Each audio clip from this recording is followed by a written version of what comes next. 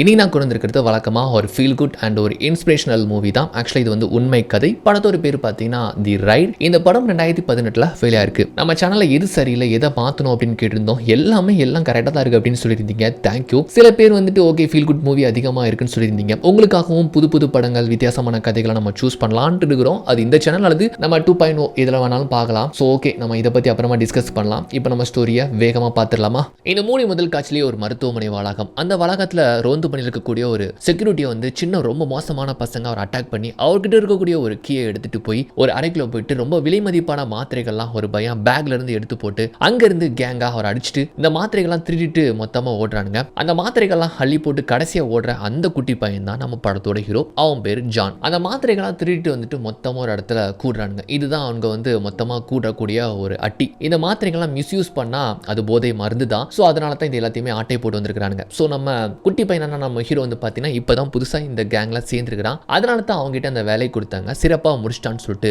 இனிமேல் இந்த டீம்ல நீ சேர்ந்துக்கலாம். அதுக்கு முன்னால நம்ம கம்பெனி முத்திரி நீ வந்து குத்திக்கணும்னு சொல்றாங்க. எஸ், அவங்களுக்கு வந்து பார்த்தீங்கன்னா நம்ம ஹிட்லர் மாதிரியான ஸ்வாஸ்டிகான்னு சொல்லிட்டு ஒரு சிம்பிள் வந்து காது பக்கமாக குத்திப்பானுங்க. ஆல்ரெடி இந்த கேங்ல நம்ம ஹீரோடைய அண்ணன் இங்க இருக்கிறான். அண்ணனை மாதிரி கெத்தா இருக்கணும் அப்படின்னு சொல்லி தான் நம்ம பையன் தெரியாதனமா இந்த கேங்ல வந்து சேர்ந்துக்கிட்டாங்க. இப்போ வற்புறுத்தி அவனுக்கு அந்த சிம்பிளை வந்து குத்தி விடுறானுங்க. இப்போ அப்படியே கட் பண்ணா நம்ம ஹீரோடைய ஃபேமிலி தான் காட்டுறாங்க. அவனுடைய அம்மா அப்பா ரெண்டு பேருமே சரி கிடையாது. ரெண்டு பேருமே வந்து போதை எடுத்துக்கிட்டு சண்டை போடுறது, பிரச்சனை பண்றது, கத்திக்கிட்டே இருப்பாங்க. அப்படிப்பட்ட ஒரு சூழலை தான் இவன் வந்து வளர்தான். அப்படி ஒரு நாள் வழக்கம் போல அப்பா குடிச்சிட்டு வந்து அம்மாவை போட்டு அடின்னு அடிக்கிறாரு. எப்படி உனக்கு தடுக்கிறதுன்னு தெரியல. தடுக்க போனா இவனை போட்டு அடிப்பாரு அப்படிங்கிறதுனால ஒரு தற்காப்புக்காக ஒரு கத்தி எடுத்துட்டு அப்பாவை போய் குத்திருந்தான். ஸோ இப்படி வந்து ஒரு மோசமான விபரீத முடிவை அவன் வந்து பண்றதுக்கு காரணமே வந்து ஆக்சுவலா அந்த கேங்ல சேர்ந்ததுக்கு தான் ஒரு ரீசன் சொல்லிக்கலாம். ஏன்னா சர்வசாதாரணமா கத்தி எடுத்து குத்துறதுலாம் வந்து அவங்க பெரிய கெத்தை இவனை டியூன் பண்ணி வச்சிருக்காங்க. அதனால தான் அப்படி வந்து பண்ணிதான் வச்சுக்கோங்களேன். ஆனா அப்பாவுக்கு பெருசா பாதிப்பு இல்ல. பட் இருந்தாலுமே இப்படிப்பட்ட மோசமான அப்பன் குத்து வாங்கினதுக்கு அப்புறமா பெத்த புள்ளன்னு கூட பார்க்காம அட்டாக் பண்ண பாப்பால.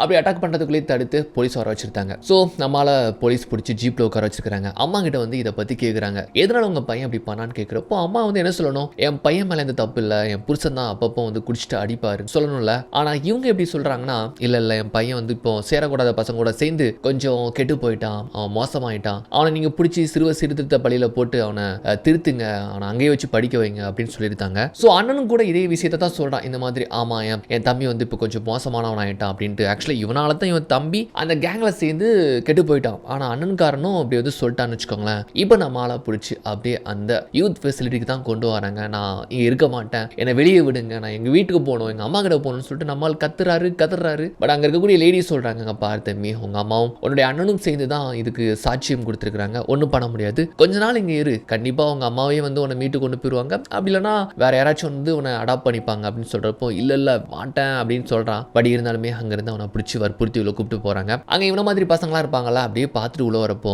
அங்க ஆக்சுவலா வந்து பாத்தீங்கன்னா மோஸ்ட்லி இருக்கிறது இந்த ஆப்பிரிக்கன் பிளாக் பாய்ஸ். அவங்கள பார்த்ததுமே எனக்கு வந்து விரிவாகிற மாதிரி ஆகுது. ஏன்னா அந்த கேங்ல சேர்ந்ததுக்கு அப்புறமா இந்த வயசுலயும் அவனுக்கு இந்த ராசிசம் சொல்லிட்டு உள்ள புகுத்தி பயங்கர டியூன் பண்ணி வச்சிருக்காங்க போல. கரைப்படத்தவர்கள் கண்டாலும் எனக்கு பிடிக்காத மாதிரி தான் ஒரு மாதிரி அங்க இருந்து வரான் கோவப்பட்டு. உள்ள வந்ததுமே பார்த்தா செல்ல ஒரு தடியா ஒரு பையன் வந்ததுமே இவன் சின்ன பையன் பிரச்சனை பண்றான். இவன் இருக்கிற டென்ஷனுக்கு அவனை போட்டு ஏறி மிதிக்கிறான். போட்டு ஏறி மிதிச்சு அடிச்சுட்டு மேல ஒரு டபுள் டக்கர் பெட், அதுக்கு மேல போய் ஏறி உட்காந்துக்கிறாப்ல. இந்த இடமே உனக்கு சுத்தமா பிடிக்கல, எதுவுமே பிடிக்கல, அம்மாவை காப்பாற்ற தான் நம்ம இதை பண்ணோம், ஆனா அம்மாவும் அண்ணனும் கூட நம்மள சேர்ந்து இப்படி பண்ணிட்டானே அப்படின்னு தான் அவனுக்கு பயங்கர கடுப்பு. அது போக இங்க வந்து பாத்தீங்கன்னா இவன் ரொம்ப தெனாவாட்டா திமிரா இருக்கிறதுனால உண்மையாவே இந்த ஆப்பிரிக்கன் பிளாக் பாய்ஸ்லாம் சேர்ந்து கூட்டா சேர்ந்துக்கிட்டு இவனை புள்ளி பண்றது, அடிக்கிறது, அப்புறம் இங்கேயே தங்கி இருந்து தானே படிச்சுட்டு இருப்பாங்க, அந்த கிளாஸ்ல யாருமே இல்லாத நேரம் கூட சேர்ந்து அடிக்கிறது, அட்டாக் பண்றது, இப்படிலாம் வந்து பாதிச்சு தான் இவன் வந்து இங்க வளர்தான். அப்படியே சில மாதங்கள் கடந்து போகுது. இப்போ அந்த ஸ்கூலை கவனிக்கக்கூடிய அதே லேடி வந்து இவங்ககிட்ட ஒரு துக்கமான செய்தி சொல்றாங்க. இந்த மாதிரி உங்க அம்மா அதிகமான ட்ரக்ஸ் எடுத்ததுனால இப்படி இறந்துட்டாங்கப்பா அப்படின்னு சொல்றப்போ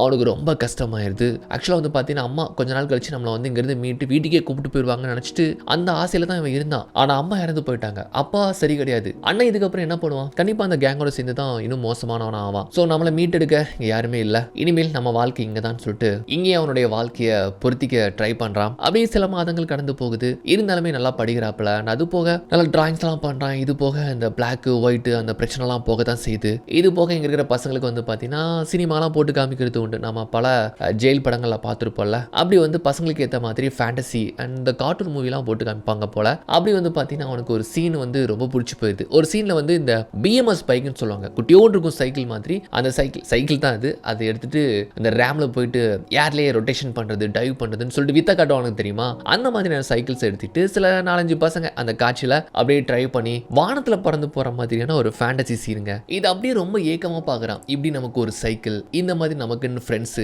அப்படியே வெளியே சுதந்திரமா இருந்தா எப்படி இருக்கும்னு சொல்லிட்டு அது ஏக்கமா பாக்குறப்ப அவனுக்கு கண்ணீரே வந்துடுது. இப்போ கட் பண்ணா இதுல இருந்து 7 வருஷம் கழிச்சு நம்ம பையன் பெரிய பையன் ஆயிட்டான். டீனேஜ் வயசு தான், ஆனா ரொம்ப பெரிய பையன் மாதிரி தெரியுதான். ஸோ இனிமே இந்த பிளாக் ஒயிட் இந்த மாதிரி பிரச்சனை அதிகமா போகுது. கேங் சேர்ந்துக்கிட்டு அப்பப்போ சண்டை போட்டே கிடக்குறானுங்க. இவனுக்கு இனிமே இந்த ஆப்பிரிக்கன்ஸை பார்த்தாலே பிடிக்கவே இல்லை. அப்படி சண்டை போட்டுட்டு இருக்கிறப்போ இந்த கார்ட்ஸ்லாம் வந்து பிடிச்சி விட்டு இவனை மட்டும் தனியா வெளியே கூப்பிட்டு வராங்க. என்ன எது கூப்பிட்டு வரீங்கன்னு சொல்லிட்டு வந்து பார்த்தா அதே லேடி தான் ஜான் இந்த மாதிரி ஒருத்தங்க தத்தெடுத்துக்க போறாங்க அப்படின்னு சொல்றப்போ இனிமே திமிரான பேச்சு தெனாவட்டான அந்த ஆட்டிடியூட்லாம் காமிச்சிட்டே இருக்கிறான். அப்படி இப்போ என்ன தத்தெடுத்து என்ன செய்ய போறாங்க அப்படின்ட்டு இப்படி திமிராவே பேசுறான். அவங்க சொல்றாங்க, அங்க பாரு உனக்கு கிடைச்ச ஒரு ரேர் சான்ஸ் இது. இந்த வயசுல யாருமே வந்து இந்த மாதிரி ஒரு ஆட்டிடியூட் காமிக்கக்கூடிய ஒரு பையனை யாருமே தத்தெடுக்க மாட்டாங்க. உன்னை பல நாள் உனக்கு தெரியாமலே வாட்ச் பண்ணி தான் அந்த கப்பல் வந்து உன்னை சூஸ் பண்ணிருக்காங்கன்னு சொல்றப்போ ஓகே நான் போறேன், எத்தனை நாளைக்கு தான் அந்த ஜெயில அடைஞ்சிருக்கிறது அப்படின்னு சொல்றப்போ தம்பி ரொம்ப சந்தோஷப்படாத, நீ அவங்க கூட இருந்து 1 வருஷம் உன்னுடைய ஆட்டிடியூட் உன்னுடைய நடந்துக்கிற விதத்தை பொறுத்து தான் முழுமையா உன்னை தத்தெடுத்துக்கலாமான்னு சொல்லிட்டு அவங்க முடிவெடுப்பாங்க. ஏதாச்சும் எக்கு தப்பா தப்பு பண்ணனா திரும்ப இந்த ஜெயிலுக்கு தான் நீ வந்து சேரணும் அப்படின்னு சொல்றப்போ மூஞ்சி மாறி போயிடுது. வேற வழியில இவனுக்கு இங்க இருந்து போகணும்ட்டு ஆசையா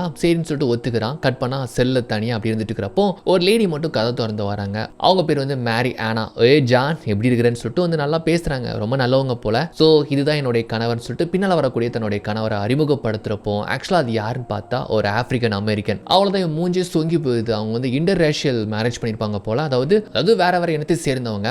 ஆரம்பத்தில் இவங்களை பார்த்து அப்படியே மூஞ்சி பிரைட் ஆயிடுச்சு. பின்னால வந்து அவங்களுடைய கணவரை பார்த்து மூஞ்சி சொங்கி போயிடுச்சு. ஆக்சுவலா அவர் பேர் வந்து எல்ரிச். எல்ரிச் வந்து ரொம்ப நல்லவர். ஸோ இவனுக்கு வந்து ஜானுக்கு வந்து பார்த்தீங்கன்னா ஒரு ஆப்பிரிக்கன் அமெரிக்கன் தத்து எடுத்து நம்ம அங்க போய் பையனா இருக்கணுமா அப்படின்னு சொல்லி தான் ரொம்ப தெனாவட்டம் அவன் மைண்ட்ல ஓடுது. பட் இருந்தாலுமே இங்கிருந்து எப்படியாச்சும் போகணும் அப்படின்னு சொல்லி தான் நினைக்கிறான்னு வச்சுக்கோங்களேன். அப்புறம் உட்கார வச்சு நல்லபடியா பேசுறாங்க. ஆக்சுவலா 2 பேரும் ரொம்ப ரொம்ப நல்லவங்க. 2 பேருமே ரொம்ப சின்ன வயசு தான். நினைச்சிருந்தா ஒரு சின்ன குழந்தைய கூட தத்தெடுக்கலாம். பட் இருந்தாலுமே இவனை எதுக்காக சூஸ் பண்ணாங்க, அதுவும் ஒரு குற்றம் பண்ணவனை அவங்க தேர்ந்தெடுக்க காரணம் என்னன்னு சொல்லிட்டு வந்து பார்த்தா அது பின்னால சொல்லுவாங்க. ஸோ பல நாள் இவனுடைய டீடைல்ஸ் இவனை பத்தி எல்லா ரெக்கார்ட்ஸ் தெரிஞ்சுக்கிட்டு தான் இவனை வந்து சூஸ் பண்ணிருக்காங்க. அப்படி தயக்கமா வந்து உட்காராவன். முதல் கேள்வி என்ன தெரியுமா, அவங்கள பார்த்து கேட்கிறான். அதாவது நம்ம எல்ரிஜை பார்த்து கேட்கிற கேள்வி, உங்க ரூட்ஸ் எங்க இருந்து வருது அப்படின்னு கேட்கிறப்போ அவர் வந்து சொல்றாரு இந்த மாதிரி கென்டக்கின்னு சொல்றாரு. ஸோ ஆக்சுவலா அது வந்து ஆப்பிரிக்கன் சம்பந்தப்பட்ட ஒரு ஊர் தான் போல. ஸோ அப்படி சொன்னதுமே வந்து இவன் வந்து ஒரு வார்த்தை சொல்றான், சொல்லி கலாய்க்கிறான். அதாவது ராசிசம் பார்க்குற மாதிரி தெரியுது. ஆனால் இருந்தாலுமே அவர் வந்து அது பெருசாக எடுத்துக்கல, ஸ்போர்ட்டிவாக எடுத்துக்கிறாரு. ஆனால் பக்கத்தில் இருக்கக்கூடிய அவங்க மனைவிக்கு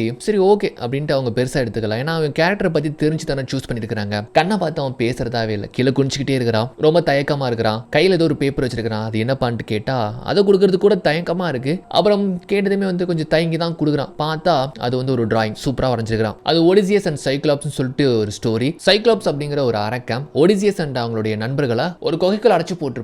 அந்த குகையிலிருந்து எப்படி ஸ்மார்ட்டா அந்த ஒடிசியஸ்ங்கிற பையன் தப்பிச்சு வந்தான் அப்படிங்கிறது தான் அந்த ஸ்டோரியோடைய மைய கருத்து. ஸோ இதுல இருந்து இந்த டிராயிங் மூலமா என்ன தெரியுதுன்னா இவனுக்கு அந்த கதாபாத்திரம் மாதிரி குகையா இருக்கக்கூடிய இந்த ஜெயில இருந்து வெளியே போகணும்னு சொல்லிட்டு ஒரு ஏக்கம் போல அதை தான் ரொம்ப ஏக்கமா டிராயிங் பண்ணிருக்கான்ட்டு புரிஞ்சு போயிடுது. அண்ட் ரொம்பவே ஸ்மார்ட்டா இருக்கிறான்ட்டு புரிஞ்சுக்கிட்டு அந்த கப்பல் வந்து ஓகே ஜான் நம்ம போலாமா அப்படின்னு ரொம்ப சந்தோஷமா அவனை அப்படியே கார்ல கூப்பிட்டு வராங்க. அப்படியே ஏக்கமா பார்த்துட்டு வரான். ஏன்னா ரொம்ப வருஷத்துக்கு அப்புறம் இப்பதானே வெளியே வரான். எல்ரிச் ஒரு இன்ஜினியர் அண்ட் ரொம்ப நல்ல சம்பாத்தியம், நல்ல வசதியான குடும்பம் தான். வீடை பார்த்து நல்லா பிரம்மாண்டமா இருக்கு. அப்படியே வாயடிச்சு போறான். ஆனா இருந்தாலுமே ஒரு பிளாக் அமெரிக்கன்ட்டே அவன் மண்டையில ஓடிக்கிட்டே இருக்குது. உள்ள வந்து அவனுக்கு தனியா ஒரு அறை. அந்த அறையில வந்து பாத்தீங்கன்னா அவனுக்கு தேவையானது எல்லாத்தையுமே ஆல்ரெடி முன்கூட்டி வாங்கி வச்சிருக்காங்க. ஷர்ட்ஸ் எல்லாமே இருக்கு. அப்புறம் சாப்பிடும்போது சொல்றாங்க, சோ நாளையில இருந்து நீ ஸ்கூலுக்கு போகலாம், உனக்கு எந்த ஒரு தேவையா இருந்தாலும் நீ என்கிட்ட கேட்கலான்ட்டு எல்ரிச் சொன்னா அவனோட ஆட்டிடியூட் இன்னுமே மாறல, ரொம்ப தெனாவட்டு பேச்சா தான் இருக்கு. பட் இருந்தாலுமே போக போக சரியாயிருவான் அப்படின்னு சொல்லிட்டு நம்புறாங்க. மறுநாள் இவனுக்காக புதுசா வாங்கின ஷர்ட்ஸ் ஷூ இதெல்லாம் போட்டுட்டு இருக்கிறப்போ நம்ம மரியா வராங்க. வந்துட்டு சூப்பரா இருக்கு தெரியுமா உனக்கு அப்படின்னு சொல்லிட்டு பாக்குறப்போ அவன் கழுத்துல அந்த ஸ்வாஸ்டிகா சிம்பிள் இருக்கு தெரியுமா, அது ஏதோ காயம் ஏற்பட்ட மாதிரி இருக்கு. அதுக்காக ரொம்ப பார்த்து பையன் ஸ்தானத்துல மருந்தெல்லாம் வச்சு விட்றாங்க. எல்லாமே எனக்கு புதுசா வித்தியாசமா இருக்கு. அப்புறம் கார்லயே டிரைவ் பண்ணி அவனை கொண்டு ஸ்கூல்ல விடலான்னு சொல்லிட்டு வந்து பாக்குறப்போ கேம்பஸ் கிட்ட பக்கத்துல வந்ததுமே பாத்தீங்கன்னா கார்ல இருந்து இவனே வந்து நான் எங்கே இறங்கிறேன்னு சொல்லிட்டு இறங்கி அவன் படுக்க போறான். ஏன்னு பார்த்தா எல்ரிச் வந்து ஒரு பிளாக் அமெரிக்கனுடைய ஒரு பையனா இருக்கிறதுக்கு வெக்கப்படுறான். ஒரு தரைக்குறவா அவன் ஃபீல் பண்றான்னு வச்சுக்கோங்களேன். அப்படிதான் டக்குன்னு காரை விட்டு இறங்க போறான். ஸோ 2 பேருக்குமே ஒன்றும் புரியல. பட் இருந்தாலுமே சிரிப்பா பார்த்து போயிட்டு வாப்பான்ட்டு நல்லபடியா பேசிட்டு அங்கிருந்து போயிருந்தாங்க. அப்படி கேம்பஸ்க்குள்ள வந்ததுமே எல்லாமே புதுசா இருக்குது. ஏன்னா இத்தனை நாளைக்கு ஜெயில இருக்கக்கூடிய ஸ்கூல்ல படிச்சதுக்கும் இங்க எல்லாமே ரொம்ப வித்தியாசமா இருக்கு. பசங்கலாம் அந்த சைக்கிள் இவனுக்கு பிடிச்ச அந்த பிஎம்எஸ் பைக் சைக்கிள் இருக்குல்ல, அதை வச்சு கெத்து காமிச்சிட்டு இருக்கிறானுங்களா, சீனா போட்டுட்டு இருக்கானுங்க. அப்படியே பார்த்துட்டு வந்தா அங்க ஒரு பொண்ணு இருக்கிறா. அந்த பொண்ணை பார்த்ததுமே எனக்கு பிடிச்சி போயிருது. அந்த பொண்ணை பேன்னு பார்த்துட்டு வரான் பாருங்க. அதுல ஒரு பையன் வந்து பார்த்தீங்கன்னா அந்த சைக்கிளை வச்சு இவன் லைட்டா சீண்டிட்டு போறான். ஏன்னா புது பையன் ஆச்சுல அப்படின்னு சொல்லிட்டு இந்த மாதிரி வந்துமே லைட்டா ரேக்கிங் பண்ற மாதிரி பண்ணிட்டு போறானுங்க. அப்படியே கிளாஸ்ல வந்தா அதே பையன் தான் மறுபடியும் வந்து சீன்றான். நம்ம ஆளுக்கு கோவம் போத்துட்டு வருது. எடுத்ததுமே சண்டைக்கு தான் போறான். உனக்கு என்ன பிரச்சனை, வரைய போட்டு பார்க்கலாம்னு வந்து நிற்கிறான். அப்போ அங்க இருந்து கிளாஸ் டீச்சர் வராங்க. போதும் போதும்பா, புது பையனை கண்டாலே உங்களுக்கு பொறுக்காது, உட்காருங்க, சண்டை போடாதீங்க அப்படின்னு சொல்லிட்டு அவங்க வந்துட்டு கிளாஸ் எடுத்துட்டு இருக்காங்க. அப்போ பக்கத்துல தான் அதே பொண்ணு உட்காந்துருக்கிறா. அவங்க தான் நம்ம படத்தோட ஹீரோயின். அவங்க பேர் வந்து ஜெரி. ஜெரிக்கு சரி புது பையனாச்சு அப்படின்னு சொல்லிட்டு கலாய்க்கிறாங்களேன்னு கொஞ்சம் ஆறுதலா பேசுறா. அவங்க அப்படிதான் பெருசா கண்டுக்காதா அப்படின்ட்டு இப்படி பேசிட்டு இருக்கிறப்போ யாரும் கொஞ்சம் கம்முன்றீங்க, நான் ஒரு கொஸ்டின் கேட்கிறேன், யாராச்சும் பதில் சொல்லுங்க பார்க்கலான்னு சொல்லிட்டு அவங்க பாடத்துல இருந்தே ஒரு ஹிஸ்டாரிக்கல் சம்பந்தப்பட்ட ஒரு கொஸ்டின் டீச்சர் வந்து கேட்குறாங்க. அதை கேட்டதுமே எல்லாருமே திருன்னு முடிக்கிறாங்க. ஆனால் நம்ம ஹீரோக்கு ஆன்சர் தெரிஞ்சு போச்சு. ஆக்சுவலாக வந்து அது ஒரு மூவில தான் வரும், அது உங்களுக்கு தெரிஞ்சிருக்கலாம்னு சொல்லிட்டு கூட க்ளூ கொடுக்குறாங்க. பட் வந்து யாருக்குமே பிடிப்படல. நம்ம ஹீரோக்கு தெரியுது, பட் சொல்றதுக்கு ஒரு மாதிரி கூச்சமா இருக்கு. ஏன்னா முதல் நாளே வந்து சீனா போட்டமா இருக்கும் அப்படின்ட்டு கம்மன் இருந்துட்டு இருக்கிறான். பட் இருந்தாலுமே நம்ம ஹீரோயின் கிட்ட வந்து பார்த்தீங்கன்னா கையிலே வந்து 300 வரைஞ்சி அந்த படத்தை சொல்லி அதுக்கு ஏற்ற ஆன்சரா வந்து சொல்றா. ஸோ டீச்சர் வந்து பாராட்டுறாங்க. ஸோ இந்த சீனுக்கு அப்புறமா இவங்க 2 பேர் கிட்ட ஒரு நல்ல பாண்டிங் வந்து கிரியேட் ஆகுது. அப்போ நம்ம ஹீரோ மட்டும் டபால்ட்டு கையை தூக்குறாப்புல இந்த மாதிரி பாத்ரூம் வரைக்கும் போக முடியுமான்னு வந்துட்டு கேட்குறானா. ஓகே அப்படின்னு சொல்லிட்டு இப்போ கட் பண்ணா ஸ்கூல்லாம் முடிஞ்சு எல்லாருமே அப்படி கிளம்பி வராங்க. அப்போ நம்ம ஹீரோன் வந்துட்டு இந்த மாதிரி நம்ம ஹீரோ எனக்கு சொல்லி கொடுத்தான்னு சொல்லி இப்படி ஃப்ரெண்டு கிட்ட பேசி வந்துட்டு இருக்கிறா பாருங்க. அப்போ பசங்க மொத்தமாக ஒரு பக்கமாக கூடி வேடிக்கை பார்த்துட்டு இருக்கிறாங்க. என்னடா பார்த்துட்டு இருக்கிறாங்கன்னு வந்து பார்த்தா எனக்கு ஃபுல்லாக நம்ம ஹீரோ கிட்ட ஒருத்தன் வம்பில் தான் தெரியுமா, அவன் பைக் அந்த பிஎம்எஸ் பைக் சைக்கிள் இருக்கு தெரியுமா, அது வந்து ரொம்ப காஸ்ட்லி, அதை டப்பாவை பிரிச்சு போட்டு போயிருக்கிறான் போல அந்த பாத்ரூம் சொல்லிட்டு கேட்டு வந்த கேப்ல.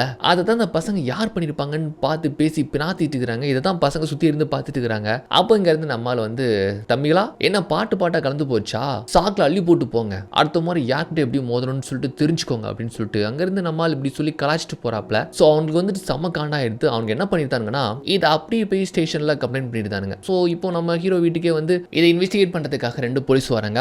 எல்ஜி சொல்றாரு, சார் இன்னைக்கு தான் ஸ்கூல் போயிருக்கிறான், அவன் பண்ணியிருக்க வாய்ப்பு இல்லைன்னு சொன்னா இல்ல அங்க இருக்கிற பசங்க இவன் தான் பண்ணியிருக்கான்னு சொல்றாங்க, இந்த பாத்ரூம் போன கேப்ல தான் பண்ணிருப்பான் போல, ஜஸ்ட் வான் பண்றதுக்காக தான் வந்து ஸோ கண்டிச்சு வைங்கன்னு சொல்லிட்டு அங்க இருந்து சொல்லிட்டு போயிருந்தாங்க. இவனுங்க உள்ள வந்து பார்த்தா இவன் பெட்ரூம்ல வந்து பாருங்களேன் கேஷ்ல அவன் பாடுக டிராயிங் பண்ணிட்டு இருக்கிறான். இவரும் போயிட்டு பேச்சு கொடுக்குறாரு, எதுக்காக அப்படி பண்ண, போன முதல் நாளே உனக்கு பிரச்சனையா அப்படின்ட்டு கேஷ்ல தான் பேசுறாரு. ஆனா எல்ரிச்சிட்ட பேசுறதே வந்து ரொம்ப ஒரு மாதிரி அவமதிப்பா நினைக்கிறான். அது வந்து இவரால் ஃபீல் பண்ணிக்க முடியுது. பட் இருந்தாலுமே ரொம்ப காமா பேசுறாரு. ஆனா ஓவர் ஆட்டிடியூட் அண்ட் இது போக நான் இங்க இருக்கக்கூடாது, நான் எதுக்கு என்ன கூப்பிட்டு வந்தீங்கன்னு சொல்லிட்டு இருக்கிறான் பாருங்க. ஒரு கடத்துல நம்ம ஆளுக்கு கோவம் வந்துடுது. இதுக்கப்புறம் ஏதாச்சும் ஒரு தப்பு பண்ணச்சுக்கோங்க, நான் எதுவும் செய்ய போறது கிடையாது, கண்டிப்பா போலீஸ் வந்து அவனை கூப்பிட்டு போயிருவாங்கன்ட்டு இவர் படுக காமா சொல்லிட்டு போயிருந்தாரு. இவன் மறுநாள் இவனை வந்து வழக்கம் போல டிராப் பண்றதுக்காக கார்ல கூப்பிட்டு போறாங்க. ஸோ எல்ரிச் இருக்கிறதுனால அந்த கார்க்குள்ள அப்படியே டவுன் ஆகி ஒளிஞ்சுக்கிறான். இதை மாதிரியே நோட் பண்ணிக்கிறாங்க. உடனே வந்து கேட்டிருந்தாங்க, ஜான் எதுக்கு இப்படி குனிச்சுக்கிற, என் புருஷன் ரூட்ஸ் கெண்டகி அப்படிங்கிறதுனால உனக்கு ரொம்ப தரக்குறைவா இருக்கா, அதனால தான் கேம்பஸ் ரீச் ஆகிறதுக்கு முன்னாலே காரை விட்டு இறங்கி குடுகுடுன்ட்டு ஓடி போறியா, முதல்ல நிமிந்து உட்காருன்னு சொல்லிட்டு ரொம்ப கண்டிச்சு சொல்றாங்க. ஆக்சுவலா அவங்களுக்கு எவ்வளவு தான் பொறுக்க முடியும் அப்படின்னு கோவப்படுறாங்க.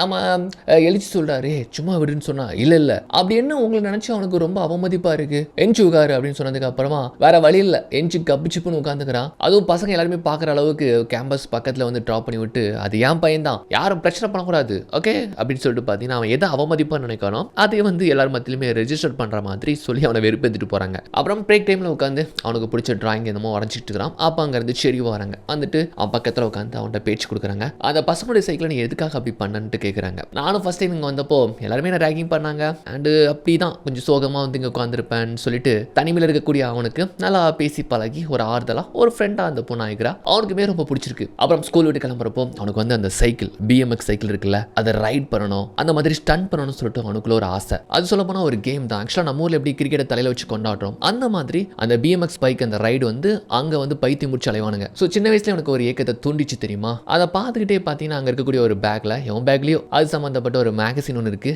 அதை எடுத்துட்டு அங்கேருந்து கிளம்பலான்னு பார்க்குறப்போ இவனை பிக்கப் பண்ணுறதுக்காக நம்ம மரியா வராங்க. ஸோ மரியா காலையில் இந்த மாதிரி இவங்ககிட்ட ரூடா பேசினது தான் அவனுக்கு ஞாபகம் வருது. அவங்க கார்ல நம்ம போக வேண்டாம் அப்படின்ட்டு அப்படியே பார்க்காத மாதிரி என்ன பண்றானா, அங்கிருந்து நடந்தே வீட்டுக்கு போறான். அப்படி போற வழியில தான் அந்த பார்க், அந்த ஸ்கேட் பண்ணக்கூடிய பார்க், அந்த BMX பைக் பண்ணக்கூடிய அந்த ஸ்டண்டான அந்த ரேம் இதெல்லாம் பார்த்துட்டு போறான். அப்படியே அவனுக்கு கூஸ் பம்பா இருக்கு. இந்த மாதிரி ஒரு நாள் நம்ம பண்ணணும்பா, இப்படி ஒரு சாம்பியன் ஆகணும்னு சொல்லிட்டு அவனுக்குள்ள ஒரு எண்ணம் அப்படியே ஊறி போகுது. அந்த மோட்ல வீட்டுக்கு வரவன் என்ன பண்றானா, எப்படியாச்சும் காசு எங்கேயாச்சும் புரட்டி எடுத்து ஒரு சைக்கிள் ஒன்று வாங்கிடலாமான்ட்டு என்ன பண்றானா, வீட்டில் யாருமே இல்லாத நேரம் அங்கே இங்கேயுமா தொலாவி பார்க்குறான். ட்ராயர் கீருன்னு சொல்லிட்டு எங்கேயாச்சும் பணம் இருக்கான்னு பார்க்குறான். கொஞ்சம் பணம் இருக்குது அப்படியே எடுத்து வச்சுட்டு கடைசி வந்து பார்த்தீங்கன்னா எல்டிச்சோடைய வேலை பார்க்கக்கூடிய ஒரு அறை அதுக்குள்ள வந்துருந்தான். உள்ள வந்து பார்த்தா தான் தெரியுது, கொக்கா மக்கள் நம்மால் சாதாரணமானவன் கிடையாது. நம்ம எல்ரிச் அவன் ஒரு ரெஸ்லிங் சாம்பியன். அது சம்மந்தப்பட்ட அவார்ட்ஸ் அண்ட் அதோடைய புகைப்படங்கள் இதெல்லாம் பார்த்து வாயடிச்சு போறாவன். அப்படியே ட்ராயர் திறந்து பார்த்தா உள்ள பணம் எதுவுமே கிடையாது. அதுக்கு மர சின்னதா ஒரு பெட்டி, அந்த பெட்டிக்குள்ள ஒரு பேப்பர் கட்டிங். இந்த மாதிரி ரெஸ்லிங் சாம்பியன் எல்ரிச் ஒரு பொண்ணு அசால்ட் பண்ணிட்டாரு அப்படின்ட்டு தான் ஹெட்லைன். அதை முழுமையா பார்க்கல. அதுக்குள்ள ஒரு குரல், இங்க என்ன பண்ற அப்படின்னு சொல்லிட்டு நம்ம மரியா வந்து நிக்கிறாங்க. ஸ்கூல் ஒன்று பிக்கப் பண்றதுக்காக வந்தா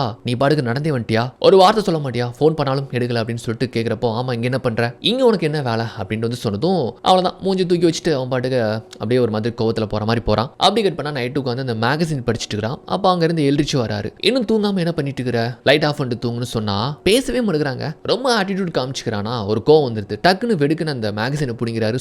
சொல்ல என்ன நீ பாட்டுக்க இதை படிச்சுட்டே இருக்கிற அப்படின்னு சொல்லிட்டு புடுங்கிறதுமே கொஞ்சம் பயந்து போயிருந்தான். ஏன்னதான் அவன் கோவப்படுற மாதிரி ஆட்டிடியூட் காமிச்சாலுமே அவன் சின்ன பையன் தானே, அவங்ககிட்ட கோவப்படுறதுமே கொஞ்சம் பயந்து போறான். ஏன்னா சின்ன வயசுல அவன் நிறைய பாதிக்கப்பட்டுக்கிறான். பழசெல்லாம் அவனுக்கு ஞாபகப்படுத்துற மாதிரி ஆகுதுன்னு சொல்லிட்டு இவரே புரிஞ்சுக்கிட்டு ஏன் சொல்லவா கேட்க மாட்டேங்கிற அப்படின்ட்டு பேசுறாரு. அப்போ ஒரு விஷயம் சொல்றான், எதுக்காக என்ன இங்க சூஸ் பண்ணி இங்க கூப்பிட்டு வந்தீங்க, நீங்க நினைச்சிருந்தா ஒரு குழந்தைய கூட தத்தெடுத்து வளர்த்துக்கலாமே, ஒரு கிரைம் பண்ண பையனா எதுக்கு வந்து என்ன கூப்பிட்டு வந்தீங்கன்னு சொல்றப்போ அவர் சொல்றாருங்க, பாரு வாழ்க்கையில எல்லாருக்குமே ரெண்டாவது வாய்ப்பு கிடைக்காது, உனக்காக ஒரு ரெண்டாவது வாய்ப்பை நாங்க ஏற்படுத்தி கொடுத்துருக்கிறோம், அதை முறையா பயன்படுத்திக்கோன்னு சொல்லிட்டு அவர் பாட்டுக்கு போயிருந்தாரு. எனக்கு புரிஞ்சும் புரியாத மாதிரியும் இருக்கிறான். அப்படியே வெளியே வந்து பார்த்தா அவன் கையில வச்சிருந்து படிச்சிருந்தது ஒரு மேகசின், அதுவும் BMX பைக் பத்தின ஒரு மேகசின். மறுநாளே வந்து என்ன பண்றாருன்னா, அவனுக்கு அது பிடிக்குது போல அப்படின்னு சொல்லிட்டு அவனுக்கு ஆசையா ஒரு காஸ்ட்லியான அந்த BMX பைக் ஒன்று வாங்கி மறுநாளே வந்து பார்த்தீங்கன்னா வழக்கம் போல அவனுக்கு ஸ்கூலுக்கு கூப்பிட்டு போகிறப்போ, இனிமேல் நீ கார்ல வர வேண்டாம், நானும் வந்து இனிமேல் உன்னை ட்ராப் பண்ண போறது கிடையாது, ஏன்னா உனக்காக நான் புதுசாக ஒரு சைக்கிள் வாங்கியிருக்கிறேன் பாரு அப்படின்ட்டு ரொம்ப ஆசையை வந்து கிஃப்ட் பண்ணா, அந்த திமிரு பேச்சுக்கு மட்டும் குறைச்சல் இல்லை பாருங்களேன். இதெல்லாம் வாங்கி கொடுத்து அப்படியே உங்க பையனா என்ன ஆக்கிறதுக்காக ட்ரை பண்றீங்களா, இங்க பாருங்க என்ன இருந்தாலுமே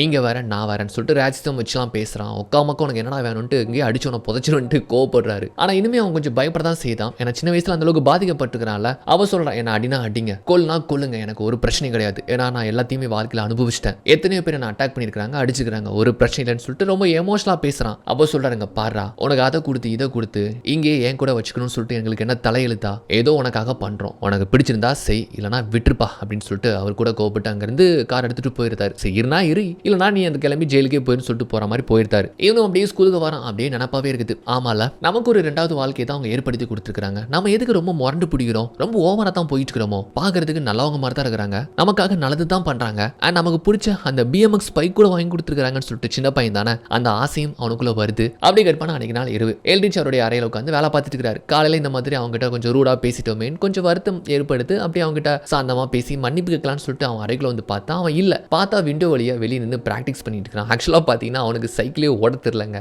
ஓட்ட தெரியாம தான் அவனுக்கு பல நாள் ஏக்கமா இருக்குது. அடங்கொய்யால உனக்கு ஓட்ட வர தெரியாதா அப்படின்ட்டு கொஞ்சம் சிரிப்பா பாக்குறாரு. பார்த்துட்டு மறுநாளே அவனை ஒரு பார்க் வந்து கூப்பிட்டு வராரு. அப்போ கூட அவனுக்கு ஒரு மாதிரி ஃபீல் ஆகுது, இந்த மாதிரி ஒரு பிளாக் மேன் சொல்லி கொடுத்து நம்ம கத்துக்கணுமா அப்படின்னு யோசிக்கிறாங்க. பாரு தம்பி, ஒன்னுல இருந்து கொஞ்சம் நான் கருப்பு தான், நான் இல்லைன்னு சொல்லல, பிளாக்கா இருக்கிறதுனால எதுவும் குத்தமா இல்ல, எல்லாருமே ரொம்ப மோசம்னு சொல்லிட்டு நினைக்கிறியா, சரி விடுப்பா, நான் உனக்கு கத்து தரலப்பா, நீ வந்து உனக்கு ஏத்த மாதிரி உனக்கு இதை ஓட்டணும்னு தோணுச்சுன்னா யார் மூலமா வச்சு கத்துக்கோ, இல்ல நீயே பழகிக்கோ அப்படின்னு சொல்றப்போ இப்போ கொஞ்சம் அவனுடைய மனசு மாறி போயிருது. அப்ப சொல்ற, இல்ல நீங்களே கத்து கொடுங்க அப்படின்ட்டு இப்பதான் கொஞ்சம் பிரைட்டா வந்து பேசுறான். சரி வா நம்ம வலிக்குவா அப்படின்ட்டு என்ன பண்றாருன்னா, ஃபர்ஸ்ட் இவர் தான் வந்து சைக்கிளை வந்து ஓட்டுறாரு. அவன் வந்து காலை வச்சு தள்ளிக்கிட்டே வரான். அவனுக்கு வந்து என்ன கூச்சமா இருக்குன்னா, ஓட்ட தெரியாம இப்படி பார்க்க யாராச்சும் வந்து பார்த்து அசிங்கமா இருமோட்டு நினைக்கிறான். யாரை பத்தி நினைக்காத, பார் ஓட்டு பார் அப்படின்னு சொல்லிட்டு கொஞ்சமா பெடல் போட சொல்றாரு. அப்படி கொஞ்சம் தடுமாறுறான் ஃபர்ஸ்ட். அப்புறம் கையெல்லாம் பிடிச்சி அப்படிதான் ஓட்டுன்ட்டு பக்காவா வந்து அவனை ட்ரெயின் பண்றாரு. ஃபர்ஸ்ட் டைம் சைக்கிள் ஓட்டுறப்போ இருக்கிற அந்த சந்தோஷம் யாராச்சும் ஃபீல் பண்ணிருக்கீங்களா? நான்லாம் சின்ன வயசுல இருக்கிறப்போ வாடகை சைக்கிள் எடுத்து ஓட்டுறப்போ இருக்கக்கூடிய அந்த சந்தோஷம் இருக்கு. 1 மணி நேரத்துக்கு 1 ரூபா தான், பட் இருந்தாலுமே பாத்தீங்கன்னா வண்டி பஞ்சர் ஆனாலும் பரவாயில்லன்னு சொல்லிட்டு காட்டுல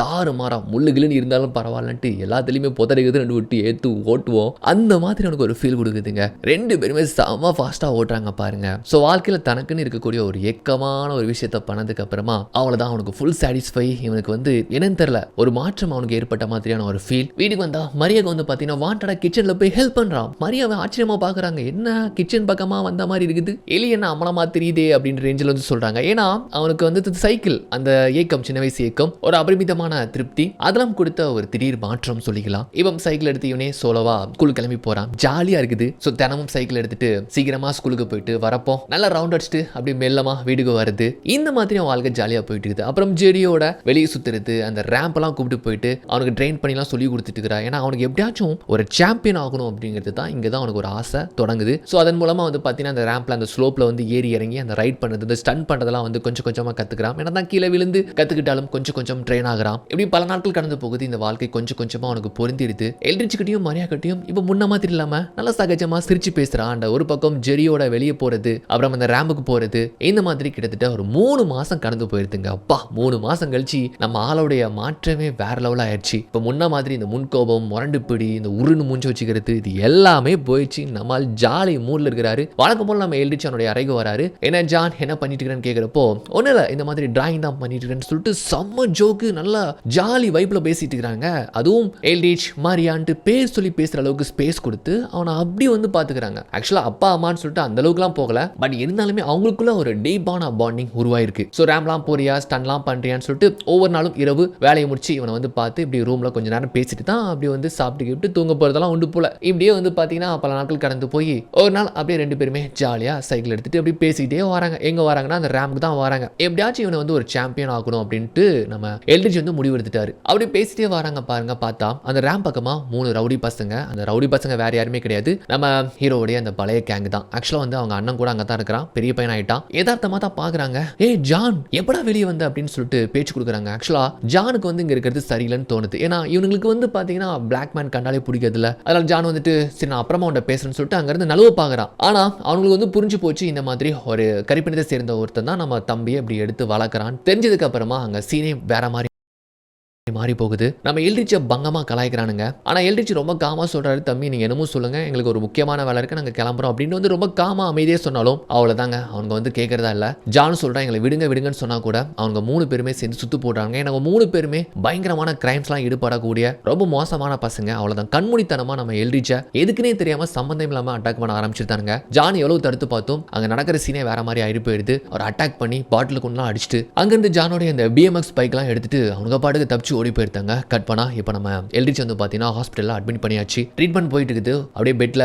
அவர் பாட்டுக்கு தூங்கிட்டு இருக்கிறாரு. பக்கத்துல இருந்து மரியா தேம்பி அழுத்திட்டு இருக்கிறாங்க. ஸோ வெளியே நின்று பார்க்கக்கூடிய நம்ம ஜானுக்கு வந்து பார்த்தீங்கன்னா நம்மளால தான் அப்படி ஆச்சு, நம்ம அண்ணனால தான் இப்படி ஆயிடுச்சுன்னு சொல்லிட்டு ரொம்ப வருத்தமாயிருது. கட் பண்ணா அப்படி வீட்டில் எல்ட்ரிச்சோடைய ரூமில் மரியா உட்காந்து அப்படியே ஃபீல் பண்ணிட்டு இருக்காங்க. அப்போ ஜான் போயிட்டு பேசுகிறான், இந்த மாதிரி என்ன மன்னிச்சிருங்க மரியா, என்னால் தானே என் அண்ணனால தான் அப்படி ஆச்சுன்னு சொல்கிறப்போ, ஏ ஜான் என்ன நீயா பண்ண தப்பு, ஏதோ ரவுடி பசங்க பண்ணிட்டாங்க விட்டுரு அப்படின்னு சொல்லிட்டு. எல்ட்ரிச் வந்து எவ்வளோ நல்லவர் தெரியுமா, எல்லாருமே அவர்கிட்ட ராஜிதம் பார்க்கறது உண்டு. ஏன் நீனே கூட ஆரம்பத்தில் பார்த்த, ஆனா அவர் எப்படிப்பட்டவர் தெரியுமா, எதுக்காக உன்னை தேர்ந்தெடுத்தாரு தெரியுமான்னு சொல்லிட்டு இப்பதான் அந்த உண்மையை சொல்றாங்க. ஆக்சுவலா எல்ட்ரிச் வந்துட்டு ஒரு ரெஸ்லிங் சாம்பியனுங்க. ஒரு காலத்துல நேஷனல் கேம்ல போய் விளையாடக்கூடிய அளவுக்கு அவனுக்கு தகுதி இருந்துச்சு. ஆனா கருப்பினத்தை சேர்ந்த ஒருத்தன் எப்படி அவ்வளவு தூரம் போகணும் அப்படின்னு சொல்லிட்டு வெள்ளை இனத்தை சேர்ந்த சில பேர் பண்ண சதியால தான் அவனுடைய வாழ்க்கை தலைகளை மாறி போயிடுச்சு. ஒரு டைம் ஜான் வந்து எல்ட்ரிச்சோடைய ரூமுக்குள்ள போய் டிராயர்ல ஒரு பேப்பர் கட்டிங் பார்த்தான். அதுல எல்ட்ரிச் வந்து பாத்தீங்கன்னா ஒரு லேடியை அட்டாக் பண்ணதா சொல்லிட்டு அது ஒரு ஹெட்லைனா இருந்திருக்கும். அந்த ஹெட்லைனால தான் அவருடைய வாழ்க்கையை தலைகளை மாறி போயிடுச்சு. ஸோ ராசிசம் பார்த்து ஒரு ஒயிட் லேடியை வந்து இவர் அட்டாக் பண்ணதா சொல்லிட்டு தான் பொய்யான குற்றம் சாட்டி இவரை வந்து ஜெயிலில் தள்ளிட்டாங்க. ஆனால் ஆக்சுவலாக அந்த குற்றம் அவர் பண்ணவே இல்லை. ஏதோ மர்மமான முறையில் யாரோ அட்டாக் பண்ணிருக்காங்க. ஆனால் இவர் தான் சொல்லிட்டு இவரை பிடிக்காதவங்க பொய்யான குற்றம் சாடி இவரை ஜெயிலில் தள்ளிட்டாங்க. அதுக்கப்புறம் ரெஸ்லிங் சாம்பியன் அந்த கனவு முற்றிலுமா தகர்த்துப்பட்டுருச்சு. ஸ்பான்சர்ஷிப் எல்லாருமே கைவிட்டு போயிட்டாங்க. அதோடு மட்டும் இல்லாமல் பல மாதங்கள் ஜெயிலில் இருந்தார். அப்புறமா தான் உண்மையான குற்றவாளியை கண்டுபிடிச்சிருக்காங்க. அப்புறம் அவர் வெளியே வந்துட்டாரு. ஆனால் அகைன் அவரால் ரெஸ்லிங் விளையாட முடியல. அதுக்கு காரணம் ஒரு பிளாக் மேனா இருந்து ராசிசம் பார்த்து ஒரு ஒயிட் லேடியை நீ வந்து அட்டாக் பண்ணிருக்கிறியான்னு சொல்லிட்டு விசாரணை அப்படிங்கிற பேர்ல போலீஸ் இவரை கொடூரமா அடிச்சிருக்காங்க. அதனால அகைன் இவரால ரெஸ்லிங்கே விளையாட முடியாம போயிடுச்சு. அதோடு மட்டும் இல்லாம அந்த சம்பவத்துல தான் இவருடைய அந்த குழந்தை பெத்துக்கிற தன்மையும் போயிடுச்சுங்க. அந்த தாக்கத்துல இருந்து ரொம்ப நாள் மீள முடியாம இருந்திருக்கிறாரு. பாவம் எந்த அளவுக்கு பாதிச்சிருப்பாருன்னா பாருங்களேன். சின்ன வயசுல இருந்து ரெஸ்லிங் தான் தன்னுடைய சாம்பியன் ஆகக்கூடிய ஒரு கனவு அப்படின்ட்டு ஓடிட்டு இருந்த அவருக்கு திடீர்னு அவர் ஒரு கரிப்பினத்தை சேர்ந்தவர்னு சொல்லிட்டு இப்படி ஒரு பொய்யான குற்றம் சாடி அவரை முடக்கி போட்டாங்கன்னா எப்படி இருக்கும் பாருங்க. அதுவும் குழந்தை பெத்துக்க முடியாத ஒரு நிலை ஏற்பட்டதுக்கு அப்புறமா வாழ்க்கையை ரொம்ப வெறுத்து போன இவருக்கு உறுதுணையா இருந்தது மரியா தான். அவங்க தான் கொஞ்சம் கொஞ்சமா தேத்தி அதுக்கப்புறம் தான் ரொம்ப நாள் கழிச்சு அவங்க ஒரு குழந்தையை தத்தெடுத்து வளர்க்கலாமான்ட்டு ஒரு முடிவு எடுத்தாங்க. ஆனா அங்கதான் எல்ரிச் ஒரு முடிவு எடுக்கிறாரு. குழந்தைய தத்தெடுத்து வளர்க்கலாம், பட் வந்து என்ன மாதிரி பாதிச்ச ஒரு பையனை நம்ம வந்து எடுத்து வளர்க்கலாம் அப்படின்ட்டு தான் ஒரு முடிவு எடுத்துக்கிறாரு. ஏன்னா என் வாழ்க்கையில தான் செகண்ட் சான்ஸ் சொல்லிட்டு ஒன்று இல்லவே இல்லை, அது கிடைக்காம போயிடுச்சு. ஆனா யூத் ஃபெசிலிட்டியில் இருக்கக்கூடிய ஒரு சின்ன பையன், என்ன மாதிரி பாதிக்கப்பட்ட ஒரு பையனுக்கு நம்ம ரெண்டாவது ஒரு வாய்ப்பை கொடுக்கலாம்னு சொல்லி தான் இவன் ஃபைல்ஸ் எல்லாத்தையுமே செக் பண்ணி இவன் எப்படிப்பட்ட ஆளுன்னு சொல்லிட்டு தெரிஞ்சுக்கிட்டு அதுக்கப்புறம் தான் ஹடா பண்ணலாம்னு சொல்லிட்டு இவனை கூப்பிட்டு வந்திருக்காங்க. ஸோ அவர் நினைச்சிருந்தா அங்க இருக்கக்கூடிய கரிப்பினத்தை சேர்ந்த ஒரு பையனே வந்து கூப்பிட்டு வந்திருக்கலாம், இவனை மாதிரி பாதிக்கப்பட்ட ஒரு பையனே. பட் இருந்தாலுமே ராசிசம் பார்க்கக்கூடிய ஒரு பையனா இவன் தான் இருந்திருக்கிறான் போல. அதனால தான் அவனை நாங்கள் தேர்ந்தெடுத்து கூப்பிட்டு வந்தோம். உன் வாழ்க்கையை மாற்றலான்னு சொல்லிட்டு ஒரு முடிவெடுத்து தான் ஆரம்பத்துல இருந்து நீ பண்ணக்கூடிய விஷயங்களுக்கு நாங்கள் சகிச்சு போனோம் அப்படின்ட்டு சொல்றப்போ அப்படியே பிரேக் ஆகி அழறாங்க. ரொம்ப கஷ்டமாயிருது. சின்ன வயசுலேயே அவனுக்கு ராசிசம் அப்படிங்கிற நஞ்சை வதச்சிட்டானுங்க. அதனால தான் அவனுக்கு இந்த பிளாக் மேன்ஸ் கண்டாலே புரியாது. ஆனா நமக்கு வாழ்க்கை கொடுத்தவருக்கு பின்னால இப்படி ஒரு சோகமான கதை அப்படின்ட்டு அவருடைய சோக கதையும் இவன் லைஃப்ல நடந்த சோக கதையும் எடுத்து பார்க்குறப்போ அப்படியே தேம்பி அழ ஆரம்பிச்சிருந்தான். அதுலயும் இன்னைக்கு நடந்த சம்பவத்துல நம்ம தான் ஒரு காரணமா ஆயிட்டோமோன்னு சொல்லிட்டு அவனுக்குள்ள ஏகப்பட்ட மனவலி அப்படியே தேம்பி தேம்பி அழுத்துட்டு இருக்கிறான். ஸோ இதெல்லாம் காரணம் அண்ணன் அவனுடைய டீம் தான். பட் இருந்தாலுமே அவங்கள வந்து எதுவும் பண்ண முடியாதுன்னு வச்சுக்கோங்களேன். அதனால என்ன பண்றானா, ஆக்சுவலி இவன் சைக்கிள் வேற எடுத்துட்டு போயிட்டானுங்களே, அதை எடுக்கலாம்னு சொல்லிட்டு அவங்க கூடியிருக்கக்கூடிய அந்த இடத்துல நைஸ் அங்க இருந்து எடுத்துட்டு போகலான்னு பாக்குறப்போ அதை பார்த்துட்டானுங்க. ஸோ அதனால வந்து கார்ல வந்து இவனை சேஸ் பண்றாங்க. நம்மால் பயங்கரமா ட்ரெயின் ஆயிட்டான். அந்த சைக்கிளை வச்சு அவங்களுக்கு கொடுக்குறான் பாருங்க டிமிக்கு, அங்க போறான் இங்க போறான், கடைசி ஒரு பில்டிங்ல போயிருந்தான். அவங்களும் விடாம துரத்துறானுங்க, காரை ஸ்டாப் பண்ணிட்டு பின்னாலே துரத்துறானுங்க. சந்து பொந்து இண்டு இருக்குன்னு சொல்லிட்டு அந்த பில்டிங்லேயே அவங்களுக்கு ஆட்டம் காமிச்சு கேம் மாதிரி விளையாண்டுட்டு இருக்கிறான். ரசிச்சு பண்ற மாதிரி பண்ணிட்டு இருக்கிறான். அவங்க அங்க சுத்து போடுறாங்க இங்க சுத்து போடுறாங்க. கடைசி வந்து பாத்தீங்கன்னா ஒருத்தன் அந்த கேங்லே ஜார்ஜ்னு சொல்லிட்டு ஹிட்டா ஒருத்தன் உண்டு, அவன் தான் வந்து படிக்கட் பக்கமா நின்று பிடிக்கிற மாதிரி நிக்கிறான்னு வச்சுக்கோங்களேன். அவன் ஃபாஸ்டா வந்து இவன் என்ன பண்றானா, பயங்கரமான ஒரு ஸ்டன், இது ப்ரொஃபஷனல் கூட பண்ண மாட்டாங்க. அப்படி சவுத்துல ஒரு ரைட் பண்ணிட்டு போவான் பாருங்க, அப்படியே எல்லாம் மறந்து மெய்ஸ் எடுத்து போயிருந்தாங்க. கூடவே அண்ணன் இருக்கிறான் பாருங்க, அவனும் துரத்திருப்பான்ல, அவன் அப்படியே அரண்டு போயிருந்தான். நம்ம தம்பிக்குள்ள இப்படி ஒரு திறமையா, சைக்கிள் இப்படி தாறு மாதிரி ரைட் பண்றான், இப்படி ஸ்டன் பண்றான், ஸ்கிட் பண்றான், வால் ரைட்லாம் பண்றான் அப்படின்ட்டு வந்து அரண்டு போயிருந்தாங்க. ஆக்சுவலா இந்த கேம்ல இந்த அளவுக்கு திறமை இருந்தாலே போதும், கண்டிப்பா சாம்பியன் ஆயிடலாம். சாம்பியன் ஆனா கண்டிப்பா அவனுடைய வாழ்க்கை தலையில மாறி போயிடும், அவன் தலையிலத்தே மாறி போயிடும் அப்படின்ட்டு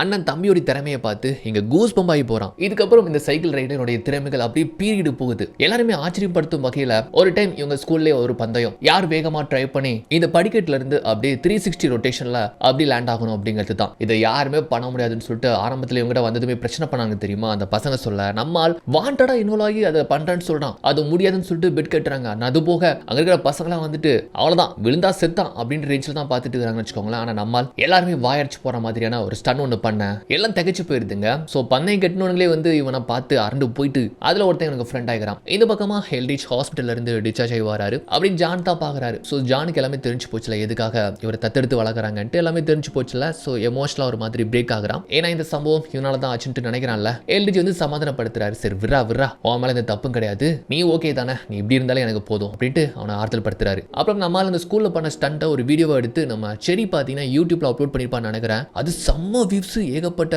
கமெண்ட்ஸ் அண்ட் நல்லா வைரலா போயிட்டு இருக்கு. யாருப்பா இவன் இப்படி கலக்கிறான்னு சொல்லிட்டு எல்லாருமே அரண்டு போய் இந்த மாதிரி ஷேர் பண்ணிருக்காங்க, கமெண்ட்ஸ் பண்ணிருக்காங்க. இதெல்லாம் சொல்லி காமிச்சிட்டு இங்க பார்த்தல ட்ரெண்டிங்கே நம்ம வீடியோ தான், நம்ம ஸ்டண்ட் தான் அப்படின்ட்டு வந்து சொல்லிட்டு அதை அப்படியே எடுத்து ஸ்காட் அப்படிங்கிற ஒரு கோச்சுக்கு ஷேர் பண்ணி விட்றா. அவர் நிறைய ரைடர்ஸை சாம்பியன் ஆக்கியிருக்கிறாரு. ஸோ பெரிய ஒரு பிரபலமான கோச் போல. அதை பார்த்துட்டு இவங்க ரெண்டு பேரையும் கூப்பிட்டு விடுறாரு. அந்த கோச் பார்த்தா நம்ம அரவிந்த் ஆகாஷ், நம்ம சென்னை 6,28,000 படத்தில் வருவாரு அரவிந்த் சொல்லிட்டு அவரை மாதிரி இருக்கிறாரு. ஸோ அவர் தான் வந்து பார்த்தீங்கன்னா ஏகப்பட்ட ரைடர்ஸை சாம்பியனா உருவாக்கி இருக்கிறாரு. அவர் டீம்ல சேர்த்துலாம் ரொம்ப கஷ்டம். இவன் வீடியோ பார்த்து உன் வீடியோ பார்த்தம்பா தம்பி நல்லா இருந்துச்சு, என் முன்னால ஒரு ரைட் பண்ணி காட்டு அப்படின்னு சொன்னதுமே இப்போ நம்மால் அந்த ரேம்ப்ல ஒரு ரைட் பண்ணி போறான். ஸோ ரொம்ப கஷ்டமான ஸ்டன்லாம் வந்து பண்ணி காட்டுறான். அவருக்கு ரொம்பவே பிடிச்சி போயிருது. ஓகேப்பா சூப்பர்ப்பா கலகரப்பா, நாளையிலேருந்து நம்ம டீம்ல சேர்ந்துக்கோ அப்படின்ட்டு அவனை வந்து ட்ரைனிங்ல ஜாயின் பண்ணிக்கிறாரு. ஸோ இதுக்கப்புறம் என்ன, நம்மால் பார்க்கவா ட்ரெயின் பண்றான் அவர் மூலமா. தினமும் செடியும் அவனு தான் சேர்ந்து வராங்க. ஸோ அப்படி வந்து ஒரு பக்கம் ட்ரெயின் பண்றது, அப்புறம் அவங்களுக்குள்ள காதல் போகுது, அப்பப்போ ஊர் சுத்துறாங்க, எங்கேயாச்சும் வெளியே போறாங்க. அப்படியே கிட்டத்தட்ட பல மாதங்கள் கடந்து போகுது. இந்த கேப்ல அண்ணன்காரன் இவன் ட்ரைனிங் பண்றதை வேற தூரத்துல இருந்து பார்த்துட்டு இருக்கிறான். எதுக்காக பார்க்கறான், என்ன ஏதுன்னு ஒன்றும் புரியல. அப்படி ஒரு நாள் பார்த்துட்டு இருக்கிறப்போ தான் நம்ம எல்ரிச் டிராப் பண்ணி விட்டு போகிறப்போ ஜானுடைய அண்ணன் நிக்கிறத வந்து பார்க்கறான். தம்பி உனக்கு இப்போ என்ன வேணும்? ஜான் அவன் நல்லா சந்தோஷமா இருக்கிறான், எதுக்காக அப்படி தூரத்துல இருந்து அவனை வாட்ச் பண்றா அப்படின்னு கேட்கிறப்போ அப்போ சொல்றான், சார் என்ன மன்னிச்சிருங்க சார், நான் ஒரு தப்பு பண்ணிட்டேன் அப்படின்ட்டு மனம் திரும்பி மன்னிப்பு கேட்கறான். ஆக்சுவலா அண்ணன் வந்து மாறிட்டான் அப்படிங்கிறது நல்லாவே தெரியுது. அதே சமயம் இந்த பக்கமா நம்ம ஸ்காட் இந்த பிளேயர்ஸ் எல்லாத்தையுமே கூப்பிட்டு வச்சு இன்னும் கொஞ்ச நாள் ஒரு டோர்னாமெண்ட் வருது. அந்த டோர்னாமெண்ட்ல நம்ம பிளேயர்ஸ்ல ஒரு 5 பேர் நம்ம சூஸ் பண்ண போறோம். ஏன்னா ஒரு பெரிய ஸ்பான்சர்ஷிப் கிடைச்சிருக்காங்க. சோ இதை முறையா பயன்படுத்திக்கோங்க, சொதப்பிராதீங்க, உங்க திறமையை வெளிப்படுத்திக்கோங்க, அவ்வளவுதான், சொதப்பிராதீங்க அப்படின்ற அந்த ஒரு வார்த்தை, சொதப்பிராதீங்கிற அந்த வார்த்தை இவன் காதுல கணீர் கணீர்னு ஒலிக்குது. காரணம் என்னன்னு கேட்டீங்கன்னா, சின்ன வயசுல இவங்க அப்பா இவனை அபியூஸ் பண்ணப்போ இவங்க அம்மாவை வந்து போட்டு அடிக்கிறப்போ இந்த வார்த்தையை தான் அதிகமா சொல்லுவாரு, சொதப்பிட்ட சொதப்பிட்ட அப்படின்னு சொல்லிட்டு இருப்பாரு போல. அந்த வார்த்தை பழைய ஞாபகத்தையும் பாஸ்ட் லைஃப்பையும் தூண்டி விட நம்ம ஆளுக்கு இந்த கேம்ல கவனம் செலுத்த முடியல. எல்லாருமே செம்மையா ரைட் பண்றாங்க. இப்போ இவன் டேன் வருது, கைக்கெல்லாம் பதட்டம் கொடுக்குது. அவனுக்கு சின்ன வயசுல நடந்த அந்த ட்ராமா தான் வந்து பயங்கரமா ட்ரிகர் பண்ணி விடுது. அவ்வளவுதாங்க, அது திங்க் பண்ணியே இந்த கேமை சொதப்பிருதா. ஸ்காட் வந்துட்டு கூப்பிட்டு வச்சு, என்னாச்சு, நல்லா தானே பண்ண, ஏன் சொதப்புற, போ ஒன்னும் பண்ண முடியாது, இந்த வருஷம் நீ செலக்ட் ஆக முடியாது அப்படின்னு சொல்லிட்டு அவனை செலக்ட் பண்ணல. அதுக்கப்புறம் நம்ம ஆள் வீட்டுக்கு வந்து அதை நினைச்சு பயங்கரமா டிஸ்டர்ப் ஆயிட்டான். ஒரு மாதிரி தேம்பி அலற மாதிரி போயிட்டு இருக்கிறான். அவன் டிராயிங்ஸ் எல்லாம் ஒட்டி வச்சிருப்பான், அதெல்லாம் தாறு மாறா கிழிச்சிட்டு இருக்கிறான். எல்டிச்சு வராரு, சமாதானப்படுத்துறாரு, இல்ல என்னால எதுவும் பண்ண முடியாது, எங்க அப்பா மாதிரி நான் எதுவுமே உருப்படாதவன், ஒரு உதவக்காரன் அப்படின்ட்டு இவன் பாட்டுக்கு புலம்பிட்டு இருக்கிறான். டே புறா ஃபர்ஸ்ட் அட்டெம்ப்ட் தானடா, அதுக்குள்ள எல்லாமே கையில கிடைச்சிருமா, அந்த பட்டத்துக்குன்ட்டு ஒரு மரியாதை வேணாமா, கண்டிப்பா உன்னுடைய கடின உழைப்புக்கு இந்த வருஷமே நீ சாம்பியன் ஆகலாம், வேற ஏதாச்சும் ஒரு டீமை பார்க்கலாம், ஏதாச்சும் ஒன்று வழியை தேடலாம் அப்படின்னு சொல்லி சமாதானப்படுத்திட்டுங்க. வா ஒருத்தர நான் கூப்பிட்டு வந்திருக்கேன்னு சொல்லிட்டு வெளியே வந்து கூப்பிட்டு வராப்ல. யாருன்னு பார்த்தா ரோரி தான் கூப்பிட்டு வந்திருக்கிறாப்லையா. இவனுக்கு செம்ம டென்ஷன் ஆகுது. இவனை எதுக்கு இங்க கூப்பிட்டு வந்தீங்க, டே இங்க எதுக்குடா வந்த, பாவம் இவர் அடிச்சதுக்காகவே அவனை பொழந்திருக்கணும்டா அப்படின்ட்டு அடிக்கிற அளவுக்கு போறான். உடனே இவர் தான் புடிக்கிறாரு. அப்ப ரோரி ரொம்ப அமைதியா இந்த புடி அப்படின்ட்டு கையில ஒரு பொம்மை, அந்த பொம்மையை கொடுக்குறாப்ல. ஆக்சுவலா இது ஜான் சின்ன பையனா இருக்கிறப்போ இதை கட்டி பிடிச்சி தான் அப்படியே தூங்குவான். இதுல நிறைய மெமரிஸ் இருக்கு. அதை பார்த்ததுமே கொஞ்சம் சாந்தமா இருந்தா. ஆமா வீடு ஜப்தி பண்ணிட்டாங்க, எப்படி இதை நீ வச்சிருந்த, எப்படி உனக்கு இது கிடைச்சதுன்னு கேட்கிறப்போ, உனக்காக தான் இதை எடுத்து வச்சிருந்தேன், முதல் சந்திப்பிலேயே அந்த மாதிரி முட்டிக்கிட்டோம், நான் இவர்கிட்டயும் மன்னிப்பு கேட்டுட்டேன் அப்படின்னு சொல்லிட்டு நான் மன்னிச்சிரு ஜான், ஏமல நீ பயங்கர கோவத்தில் இருப்பேன்னு தெரியும், நான் தான் தேவையில்லாம அந்த டீம்ல உன சேர்த்து உனக்கு எடுத்துட்டேன், உன படிக்க விட்டுக்கணும், நான் தான் தப்பு பண்ணிட்டேன் அப்படின்ட்டு அண்ணா மன்னிப்பு கேட்கிறாப்ல. அப்ப இவனும் கொஞ்சம் அமைதியாயிட்டு, சரி இதெல்லாம் இருக்கட்டும், எதுக்காக அம்மாவும் இன்னும் சேர்ந்து என்ன அந்த யூத் ஃபெசிலிட்டியில அடைச்சிங்க, நீங்க நினைச்சிருந்தா என்ன போக விடாம தடுத்துருக்கலாம்ல, நான் மோசமானவனா ஆயிட்டேன், நான் இருந்தா டேஞ்சர்னு சொல்லிட்டு அம்மா சொல்லி நாங்க அனுப்பி வைக்கிறதுக்கான காரணம் என்னன்னா அப்படின்னு கேட்கிறப்போ தான் அப்பாவுடைய புத்தி பத்தி உனக்கு தெரியல, அந்த ஒரு மிருகம், அவரையும் நீ கத்தியால குத்திட்ட, கண்டிப்பா உன்னை எதுவும் பண்ண மாட்டாருன்னு சொல்லிட்டு என்ன உத்தரவாதம், அம்மாவும் நானும் ரொம்ப பயந்தோம், அதனால தான் உன்னை எங்கேயாச்சும் அனுப்பி வைக்கலாம்னு சொல்லிட்டு அம்மா அப்படி ஒரு பொய் சொல்லி ஒன்னு அந்த யூத் ஃபெசிலிட்டியில வந்து கூட்டு போக சொன்னாங்க, மற்றபடி எதுவும் கிடையாதுடான்ட்டு. இப்பதான் இவனுக்குள்ள இருக்கக்கூடிய அந்த கேள்விக்கை விட தெரிஞ்சிருக்குது, எல்லாம் உன்னுடைய பாதுகாப்பாக தான்டா, அம்மாவை தப்பா எதுவும் நினைக்காத அப்படின்னு சொல்லிட்டு இப்பதான் வந்து சொல்றான், என்ன மன்னிச்சிடறான்னு சொல்லிட்டு இவன் தான் ரொம்ப வேதனையா கேட்கிறான். சரி அப்போ அப்பா எங்கன்னு கேட்டா, அவர் ஏதோ ஒரு தப்பு பண்ணிட்டு மறுபடியும் ஜெயிலுக்கு போயிட்டாரு, முன்னாலே ஜெயில தான் இருந்தாரு, இப்போ அகைன் போயிட்டாரு போல. எங்க பார் ஜான், உனக்கு ஏகப்பட்ட திறமை இருக்கு, அன்னைக்கு ஆட்டம் காமிச்சிட்டு நீ அந்த சைக்கிளை ரைட் பண்ணி ஸ்டன் பண்ணிட்டு போன தெரியுமா, எல்லாரும் மிரண்டு போயிட்டோம், உனக்குல ஏகப்பட்ட திறமை இருக்கு, எப்படியாச்சும் ஏதாச்சும் ஒன்று பண்ணி சாதிச்சிரு, உன் தலையிலத்தையும் மாத்தி போடுறா, நம்ம வீட்டோடைய பேரை எப்படியாச்சும் கௌரவிச்சு காட்டு அப்படின்னு சொல்லிட்டு அண்ணன் பேசி, இங்க பாரு இனிமேல் நான் உன் கூடவே இருக்கிறேன், அந்த டீமோட நான் போய் சேர போறது கிடையாது, நானும் அந்த டீம்ல இனிமேல் இருந்தா என்னையும் பிடிச்சி உள்ளதுக்கு போட்டுருவாங்க, அவங்களோட நான் இனிமேல் பயணிக்க போறது கிடையாது, அவ்வளவுதான் நான் தெரிஞ்சிட்டேன் அப்படின்ட்டு மனசு மாறிய அண்ணன் சொல்றான் பாருங்க. அதுக்கப்புறம் என்ன அண்ணன் தம்பி தென்மா தூரை வைகை நதி அப்படின்ட்டு அந்த பாட்டு மாதிரி ஒன்னா சேர்ந்து போயிருந்தாங்க. அப்புறம் அண்ணன் தம்பி சேர்ந்து ஒன்னா ட்ரைனிங் பண்றது, அண்ணனுக்கு தெரிஞ்ச சில ட்ரிக்ஸ்லாம் வந்து தம்பிக்கு சொல்லி கொடுக்குறான். இதெல்லாம் பண்ணிட்டு இருந்தாலும் எப்படியாச்சும் அந்த டோர்னாமெண்ட்ல கலந்துக்கணும், அதுக்கு முதல்ல ஸ்காட்டோடைய டீம்ல இடம் பிடிக்கணும், அந்த டோர்னாமெண்ட்டுக்காக 5 பேர் தேர்ந்தெடுத்து பயிற்சி கொடுக்குறாருல, அங்க வந்து இவன் வேகமா ரைட் பண்ணி வரான். டேய் தம்பி இங்கடா பண்ற அப்படின்னு வந்து ஒரு சொல்ல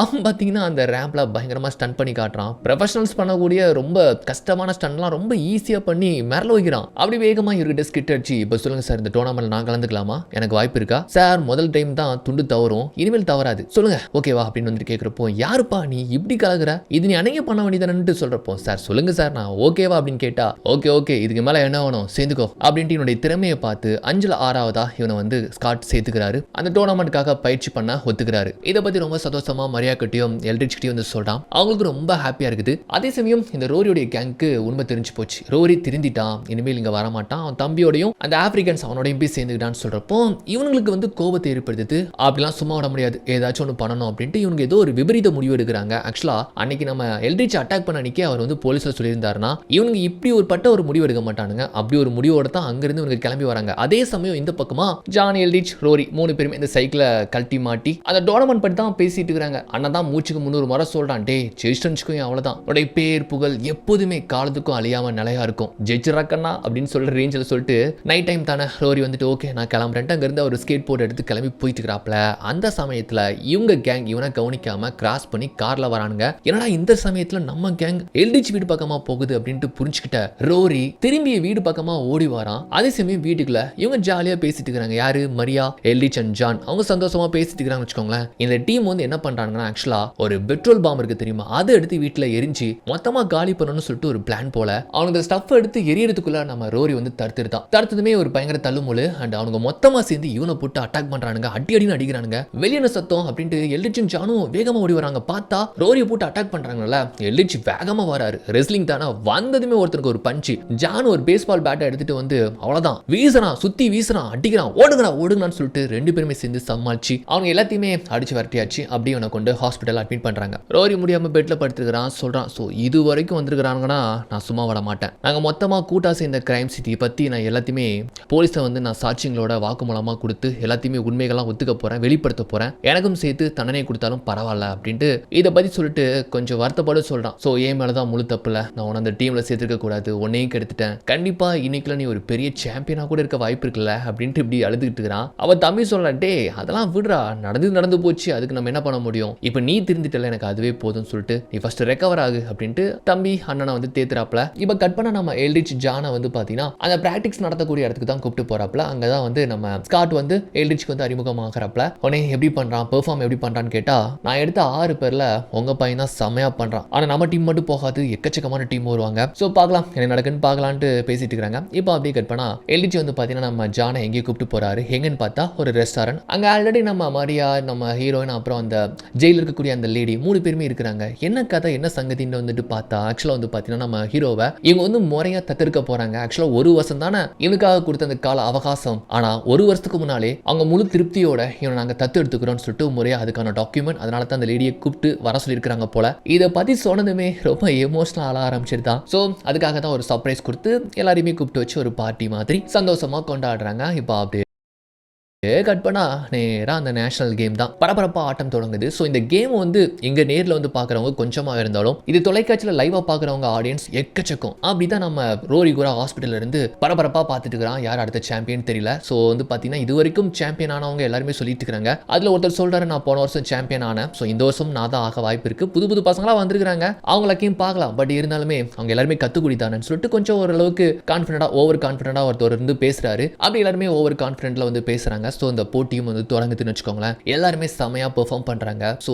ஏற்கனவே எக்ஸ்பீரியன்ஸாக இருக்கிறவங்களாம் விட்டு கலக்க மாட்டாங்க. ஓவர் கான்ஃபிடென்ட் இருக்கிறதுனால நிறைய பேர் வந்து நல்லா விளாடுறாங்க, சில பேர் சொதப்பவும் செய்கிறாங்கன்னு வச்சுக்கோங்களேன். ஆனால் நம்ம ஹீரோ அவங்களில் வந்து ஒரு திறமையானவனா பார்க்கப்படுறான். அவன் பண்ற ஸ்டன்லாம் பார்த்து சில பேருக்கு வாயடிச்சு போகுது. ஃபர்ஸ்ட் ரவுண்ட்லேயே வந்து பார்த்தீங்கன்னா 5 பேருங்கள்ல ஒருத்தங்களா 2ஆவதா வந்துருதான். அண்ணங்காரன் இங்க இருந்து ஹாஸ்பிட்டலில் பார்க்குறான். அப்படிதான் வாடா, எப்படியாச்சும் தட்டி தூக்குடா. ஸோ முதல் சுற்று முடிஞ்சிருச்சா. ஸோ இப்போ 2வது சுற்று அந்த முதல்ல இருக்கிறவர் தான் வந்து நல்லா விளாடுறாரு. இருந்தாலுமே ஒரு மார்க் தான் நம்மளுக்கும் அவங்களுக்கும் வித்தியாசம்.